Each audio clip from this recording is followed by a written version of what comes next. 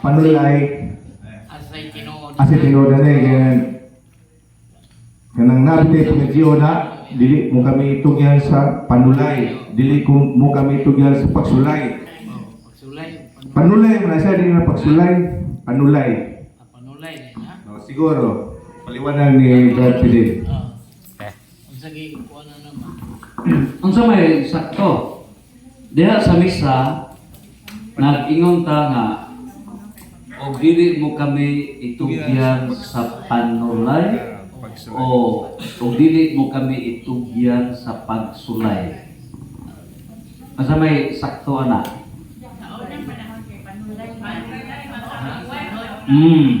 Unang panahon, gichange karon? Gichange na pagsulay? Di correct. Not trust Diya sa dictionary. Kamana kay lubas sa dagang Bisaya kay naalabay a clerical error sa uban nga Bible. Bible mayong balita. Mabasa Lucas 11. Uno ngadto sa 4. Ang basahon. Usa niya na kahigayon, nag-ampo si Jesus dito sa usa ka dapit. Sa pagkahuman niyang ampo, miingon ang usa sa iyang mga tinun-an. Ginoo, tudlooy kami sa pag-ampo, ingon, nga gitudloan ni Juan ang iyang mga tinun-an. 2. Si Jesus miingon kanila, ingnan ninyo niini pag-ampo. Amahan, simbahon unta ang imong ngalan. Maghari ka unta kanamo. Ihatag kanamo sa matag adlaw ang kalanon nga among gikinahanglan. O pasaylua kami sa among mga sala. Kay nagpasaylo kami sa tanan nga nakasala kanamo. O ayaw kami ibutan sa lisod nga pagsulay. Pagsulay. Oh. Okay. Sige. Ako ihatag ni Sir Philip. Lucas 11. Di maniha ang grammar, ha? Di maniha ang grammar? Mao na yung sa kuwan pa ni doctoral degree na rin. Tulo ka terminolohiya ang atong bantayan. Number 1, panulay. Number 2, pagsulay. Number 3, lisod nga pagsulay. Again, tulo ka termino ang bantayan. Number 1, panulay. Number 2, pagsulay. Number 3, lisod nga pagsulay. In my correct? Ya? Karon. Now, the first. Hello. Okay. Ato sang pilian, pagsulay ba? Lain tong lisod nga pagsulay, ha? Adlaw sa to paghisgot og lisod nga pagsulay. Ang atong pilian ang panulay versus pagsulay. Okay? Unsay English sa panulay? Ha? Evil? Temptation. Pantintal. Tentasyon, panulay. Basis, Matthew chapter 4 verse 1 to 11. So, si Jesus gipanulay, gitintal.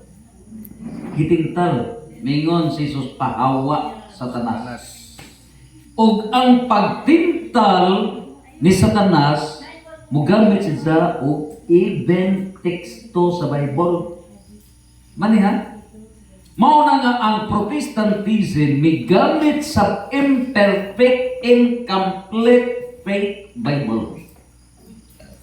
Ngano man nga incomplete nga Bible ang gihimo sa gigamit sa Protestantism.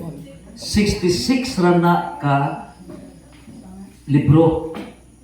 Ang complete nga libro sa Catholic Church nga mao yung nagmugna niya ng Biblia, 73 books. So ang fake mao ang Biblia nga dili kompleto ug mauna ang gigamit sa Protestantism, gigamit sa religious deception para makamugna ni ining nagkadaiya ka 49,000 ka mga Protestant religions tungod raw sa business of religion. Gihimo ni Gudyo. Karon, ang pangutana, panulay o pagsulay? Ang panulay, temptation. Di ba niya? Ang temptation, unsa man ang temptation? Lami o sakit? Ang temptation, lami o lami ba o dili? Say di lami. Agkan ka, bikion ka, tatang di papanahon. In other words, gitintal si Lula Iba. Nagawa, temptation man to. Instant. Mao na nga, careful ta sa mga instant delivers. Mga instant, dali, lami, premarital sex, etc. Lami, dali. So, mao na yung mga panulay. So, sa Mateo 4:1 nga to sa 11, tulo ka temptation. Gitintal si Jesus. Di ba niya? Una, nagpasting si Jesus, kurita ka ito, perting gutuma. So, adyo binigay na snacks karon. So, gitintal. Oh, kamakumang ka mo gamain ng bato. Mahimong pan, gamaning pan. Gitintal si Jesus. Mahimo gud isa. Binigay si Jesus. Ang unang paagi sa pagtintal lawas. Mao na nga sinantro siya na naitindahan na adjunate chicks diya nga wow legs or mahalin ang sigarilyo itapot sa tanduay. Mao na nga musinggit na ang alas 10 kay mga panulay mo mahitabo. So naay mga panulay, mga nightclub, tanan. In other words, kining kalibutan giputos sa mga panulay, temptation. Lawas gigamit. Ikaduha nga klase sa panulay. Giingnan si Jesus nga ambak diri sa juta. Ambak.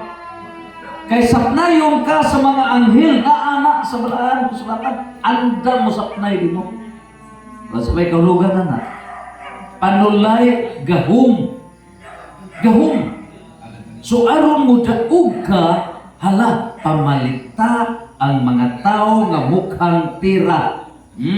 Pamalita na tag libo, taduks mil, na mga tao sa nga hilig po, kwata instant lagi, instant na apel sa panulay. Mao na nga gibaha ta, kay gabaha ang kwarta matag piniliay. Igo ta sa baha. So, mao na ha, instant panulay, igo ta sa tentasyon. Ikatulo nga klase sa panulay. Kadto ng material world. Imuon ning tanan, muluhod lang kanako. Kutob sa imong makita, imuon ning tanan. Mingon si Jesus, ang Dios lamang maoy algani.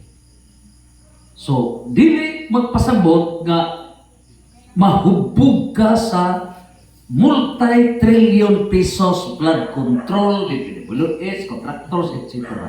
kaysa kawad-an ka sa kinabuhi. So, maunay panulay. Pangutana. Maunay pangutana. Kabubuton ba sa Dios gadunay panulay? Yes, no.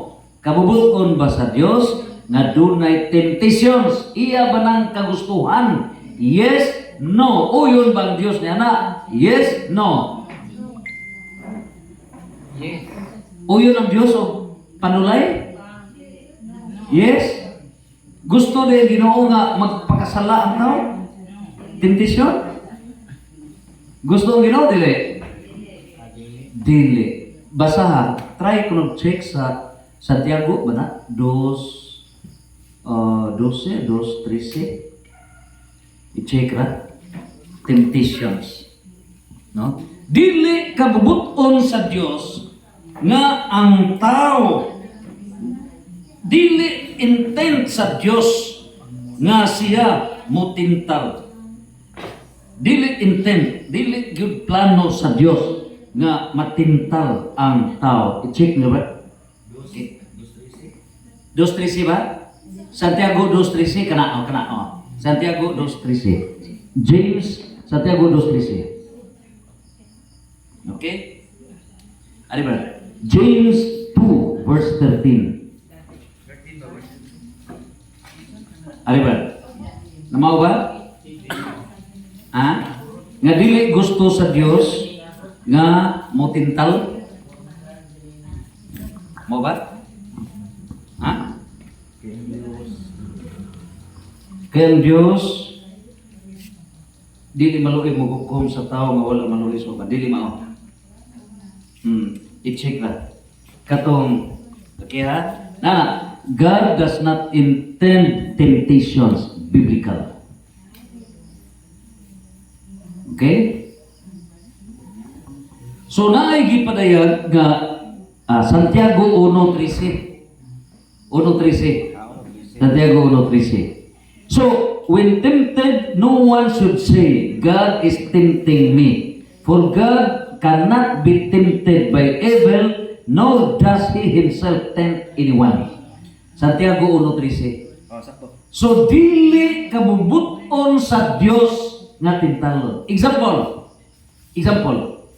Mubilangkad ka. Bago ka ligo. Gapahumot ka. Mingam ka nga. Enter now and forever. Pag-enter nimo ang agmoingon ko kabubuton sa Ginoo nga pagkasaha ko. Example. Example, dihay isakay ka sa truck. Pagsakay sa truck, karon diha may tiguang nga nakatug, misabak nimo o nagaampo ka nga o dili mo ako itugyan sa mga panulay. Inghunong ang tiguang nga nanimahong ilong. Mibanos ano sa kachiks, taas buhok, humot na dili ko tubli. Pagdaga na nakatug ang chicks ug nakalikat sa tubang. Ikaw, karon, unsaon ang pagampo? Moingon ka ba? Nga og dili mo ako itugyan sa panulay o mingo ka og itugyan mo ako sa mga panulay. Ara, mingo ka? Og usbon mo ng the Lord's Prayer? Usbon mo ng the Lord's Prayer? Ampo? Og itugyan mo ako sa mga panulay. So, ang Lord's Prayer nagaingon, o dili mo kami itugyan sa mga panulay, in English, and lead us not into temptations. So, Santiago 1:13, dili kabubuton sa Dios nga kita matintal sa mga panulay. Mao na nga sa the Lord's Prayer, dili mo kami itugyan sa mga panulay. Kaya ang panulay, resulta niya na makasala. So ang panulay is the absence of sacrifice. Mutilaw ka on the spot, why sakripisyo? Karon, ang reverse ang say reverse, baliktad sa panulay, temptations, unsa man? Masay balik-ad sa panulay. Ang balik-ad is pagsulay. Pagsulay. O sa English sa pagsulay? Sa temptation. Temptation tungkol sa panulay. Karon pagsulay. Unsay English sa pagsulay? Test. Ha? Test. Test? Trials. Trials. Okay, pending ang test. Okay? So, ang pagsulay, trials. Pangutana, muuyon ba ang Diyos nga ang tao sulayon? Pagsulay, trial. Yes, no? No? No? Ikaw? Yes? No? Yes, open. Ang pili? Yes? Kamo? Sisters? Yes, no? Ning? Ahong leading lady sa una? Natasya na? Yes, no? Moodson ba nga dunay pagsulay? Yes, biblical. Biblical. Mateo 5, versikulo 3 ngadto sa 12. 8 beatitudes. Bulahan sila nga gidaog-daog. Bulahan sila nga gilutos. Trials. Bulahan sila tanan nga nag-antos kay ila ang ginharian sa Dios. Ang mga santos nahimong santos kay mipasar sa pagsulay. So ang trials makapasantos.